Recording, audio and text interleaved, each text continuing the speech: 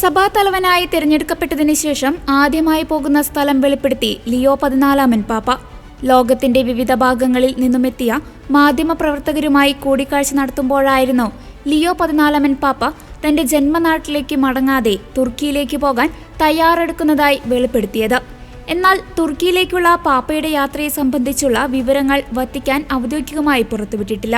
Paul ആറാമൻ ഹാളിൽ വെച്ച് നടന്ന കൂടിക്കാഴ്ചയിൽ ആയിരക്കണക്കിന് മാധ്യമപ്രവർത്തകരാണ് എത്തിയത്.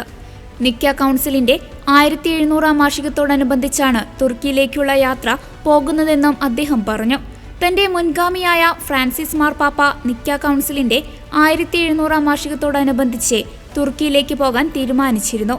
എന്നാൽ അത് പൂർത്തീകരിക്കാൻ ഫ്രാൻസിസ് പാപ്പയ്ക്ക് സാധിച്ചിരുന്നില്ല. അതേസമയം മാധ്യമപ്രവർത്തകർ ഈ ദിവസങ്ങളിൽ ചെയ്ത എല്ലാ നന്മകൾക്കും പാപ്പ പ്രത്യേകം നന്ദി അർപ്പിച്ചു. സമാധാനം സ്ഥാപിക്കുന്നവർ ഭാഗ്യവാന്മാർ എന്ന വചനത്തെ അടിസ്ഥാനമാക്കിക്കൊണ്ടാണ് തന്റെ സന്ദേശം പാപ്പ ആരംഭിച്ചത്. സമാധാനത്തിന്റെ സംവാഹകരായി മാധ്യമപ്രവർത്തകർ മാറണമെന്നും പരിശുദ്ധ പിതാവ് ഓർമ്മപ്പെടുത്തി.